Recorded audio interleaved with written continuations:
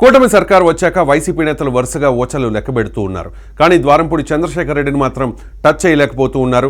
జగన్ సీఎంగా ఉన్న 5 ఏళ్లలో ద్వారంపూడి చేయని అరాచకం లేదంటూ అప్పట్లో పెద్ద ఎత్తున ఆరోపణలు చేసిన టీడీపీ జనసేన నేతలు ఇప్పుడు ఎందుకు సైలెంట్ అయ్యారంటూ సామాన్యుల్లో సైతం చర్చ స్టార్ట్ అయింది. అప్పట్లో ఆయనపై చేసిన ఆరోపణలు మర్చిపోయినట్లేనా? పవన్ కళ్యాణ్ను లకారం భాషలో దూషించిన పంచకర్ల సందీప్ లాంటి జనసేన నేతలను, అలాగే జనసేన వీర మహిళలపై దాడులు చేయించినా కూడా ఎందుకు ఇప్పటివరకు ద్వారంపూడిపై చర్యలు తీసుకోలేదు? ద్వారంపూడితో జనసేన రాజీ పడిందా అంటూ సోషల్ మీడియాలో చర్చ స్టార్ట్ అయింది.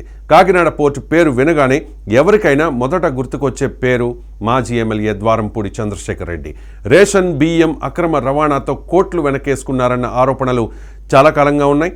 ముఖ్యంగా జగన్ అధికారంలో ఉన్నంతకాలం ద్వారంపూడి చంద్రశేఖర్ రెడ్డి కాకినాడ పోర్టును తన అవినీతికి కేర్ ఆఫ్ అడ్రస్గా మార్చేసుకున్నారన్న ఆరోపణలున్నాయి.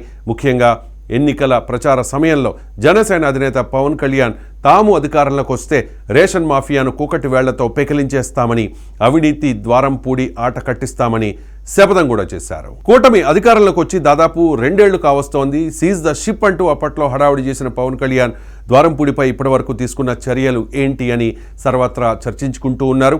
కాపుల కంచు కోటగా పిలువబడే గోదావరి జిల్లాలో పవన్ కళ్యాణ్ను లకారం భాషలో దూషించాడంటే అర్థం చేసుకోవచ్చు ఆనాడు జగన్ అండ చూసుకుని ఎంతలా ద్వారంపూడి రెచ్చిపోయాడో అన్నది.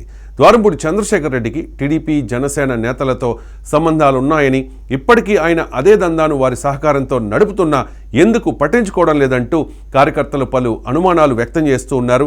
రాజీ బేరం కుదిరిందా అంటూ కొందరు బహిరంగంగానే మాట్లాడుకుంటోన్న పరిస్థితి. ఒకవైపు అంబటి రాంబాబును 18 రోజులు జైల్లో పెట్టారు.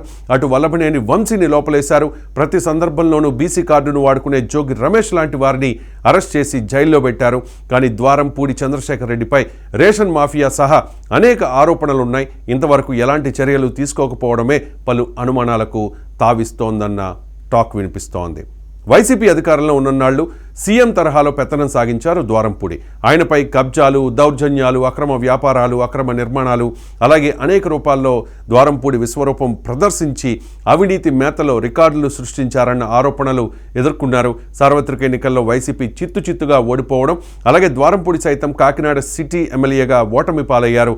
అప్పటి నుంచి ద్వారంపూడి హవా తగ్గిపోయినా ఆయన గతంలో చేసిన అవకతవకలకు సంబంధించి కనీసం తాము చేసిన ఆరోపణలను అయినా కూటమి సర్కార్ పట్టించుకోకపోవడమే ఇప్పుడు సామాన్యుల్లో సైతం చర్చకు కారణమైంది. వరుసగా వైసీపీ నేతలు అరెస్ట్ అవుతూ ఉన్నా ద్వారంపూడి వంతు మాత్రం ఇంకా వచ్చినట్లు లేదని అంటూ ఉన్నారు. లేదంటే తెర వెనుక సెటిల్మెంట్ ఏమైనా జరిగి ఉంటుందా అన్న సందేహాన్ని సైతం కొందరు వ్యక్తం చేస్తూ ఉన్నారు.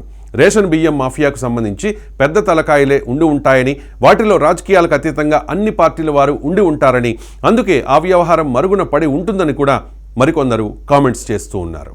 ఏది ఏమైనా సోషల్ మీడియాలో విమర్శలు చేసిన వారిని కూడా అరెస్ట్ చేసి లోపల పడేస్తోన్న కూటమి సర్కార్ పేదల బియ్యాన్ని విదేశాలకు అమ్మేసుకుంటున్నాడంటూ స్వయాన తామే విమర్శలు చేసిన ద్వారంపూడిపై ఎందుకు చర్యలు తీసుకోవడం లేదు? కనీసం తాము చేసిన ఆరోపణలను కూడా ఎందుకు పట్టించుకోవడం లేదు? అసలు ద్వారంపూడి అరెస్ట్ ఉంటుందా లేదా? ఈ విషయాలన్నీ తేలాల్సిన అంశాలు.